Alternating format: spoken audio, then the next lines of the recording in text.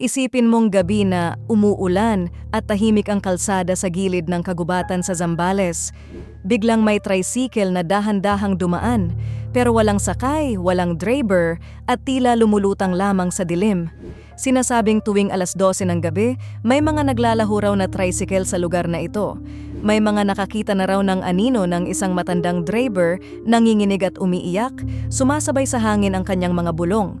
Isang gabi, may binatang nagmaneho ng tricycle pa uwi.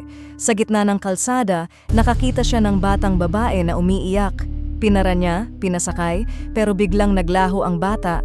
Paglingon niya, iba na ang paligid, wala na siyang daanan, puro puno, puro ulap, puro dilim. Sa takot, tinangkan niyang bumusina pero walang tunog.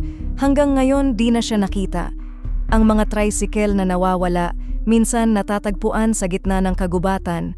Kalawangin, may mga bakas ng kamay at basang papel na may nakasulat, "Huwag kang tumigil."